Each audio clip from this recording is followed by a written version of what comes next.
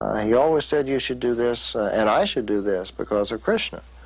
When he gave them instructions to do what they thought were impossible things, like he told one of the early disciples, go start a magazine. The guy had never had any contact with a magazine before in his life except to read one. And he said, how am I to do that? And Bhaktivedanta Swami said, Krishna will help you. He was just astonishing in terms of the personal impact that he had on people, the way that he was able to give them confidence in themselves, but more importantly, give them confidence that there was a guide who was leading them and would give them the strength that they needed. Bhaktivedanta Swami does not belong to New York. He belongs to Krishna.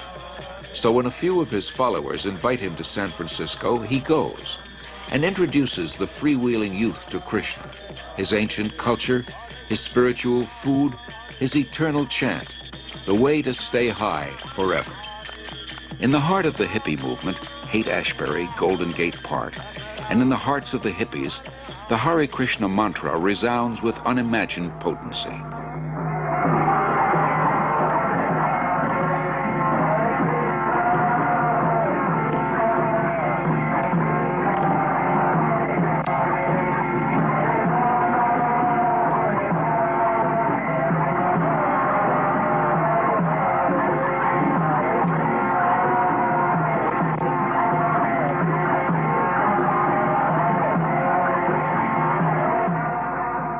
As in New York, Bhaktivedanta Swami gathers sincere followers. The Hare Krishna movement begins to grow. Bhaktivedanta Swami becomes respectfully known as Prabhupada, meaning one at whose feet the masters sit.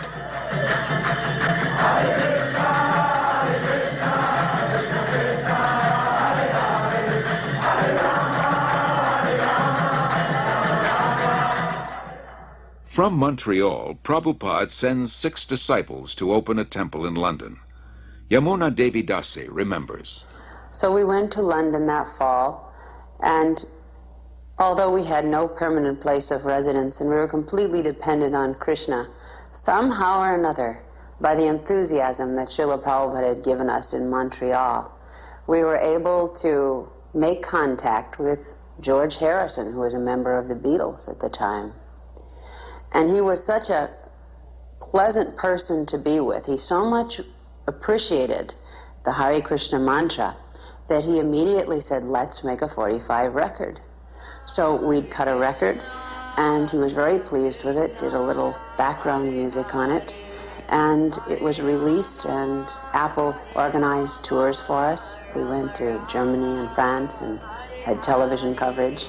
And in this way, the London Times wanted to do, the Sunday Times wanted to do a feature on us, and we were able to send the report back to Srila Prabhupada with the headlines, Krishna Consciousness Startles London. As people come to him, convinced of the Krishna conscious philosophy, Srila Prabhupada accepts them for initiation, not on the basis of birth, as in the rigid Hindu caste system, but on the basis of qualification and sincerity. In the whole history of Indian spiritual life, no one has ever attempted something as bold and seemingly impossible, to transform Westerners into full-fledged devotees of Lord Krishna. But by his intense spiritual energy and compassion, Srila Prabhupada is successful beyond his own expectations. How old is the movement? Well, from historical point of view, it is about 5,000 years old. Why has it just begun to really catch on in the Western world? I mean, just recently, in recent years, has it begun to sweep the Western world? Why is this? The Western world, the younger generation were being frustrated with the hippie movement. So, when they saw something tangible, they accepted it.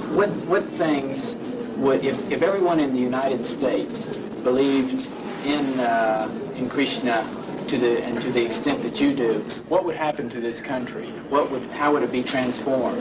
They'll be very happy and peaceful. there will be no more hippies. What would you describe as a hippie? Someone who smokes... You know better than me. Something extraordinary. The thing that really inspired me the most about Srila Prabhupada was his complete dedication to his devotees. The thing that Prabhupada liked the best was to be with his disciples. It wasn't that he took on large amounts of disciples and then sat back and then just pushed them to do this and that and the other for himself. He did more for us than we ever did for him. And traveling with him personally, I got to see what a tremendous sacrifice he made for us. That even when he was ill, he would still preach.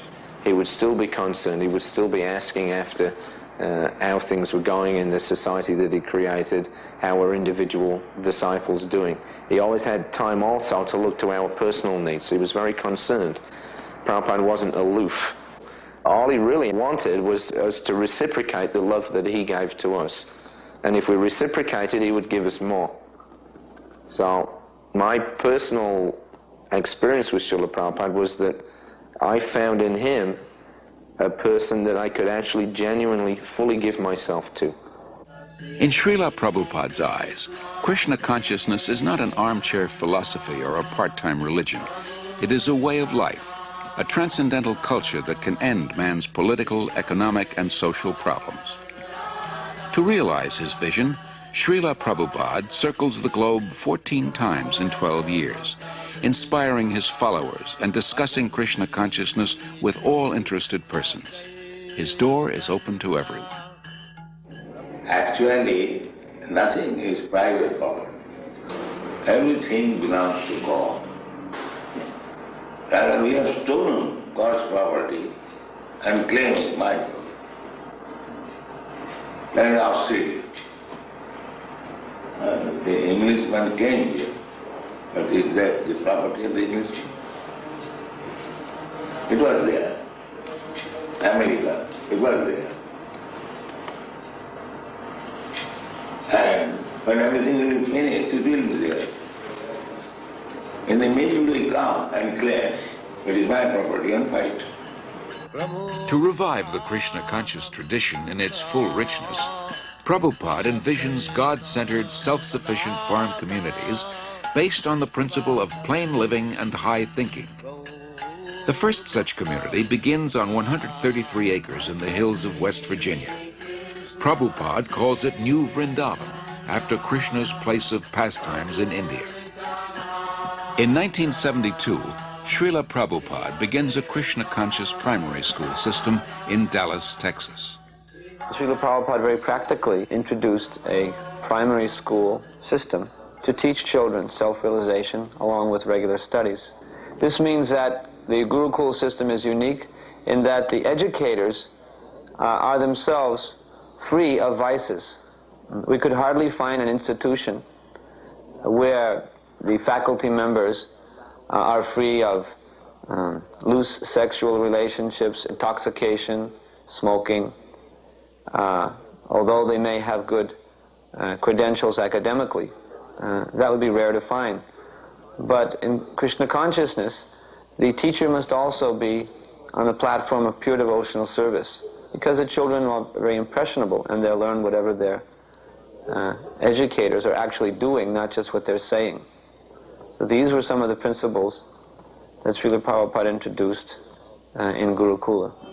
Srila Prabhupada gradually trains his disciples in the time-honored tradition of deity worship to help them advance spiritually. He explains, "I have introduced this system of deity worship among the non-believers, the atheists.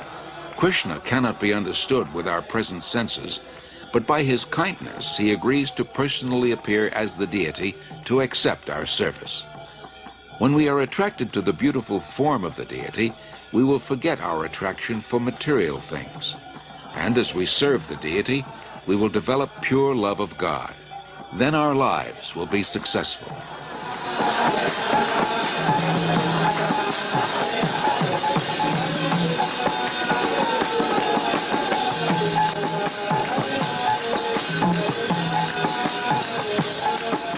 In Melbourne, Australia, Srila Prabhupada worships Lord Chaitanya, a divine incarnation of Krishna. By Chaitanya Mahaprabhu's mercy, we have installed the deity here in your country. You are very fortunate that Chaitanya Mahaprabhu has come to your country to teach you how you become free of all anxieties. This is Chaitanya Mahaprabhu's mission. Everyone is full of anxiety, but everyone can be free from all the anxieties if he follows the path chalked out by Sri Chaitanya Mahaprabhu. As people are fallen in this age,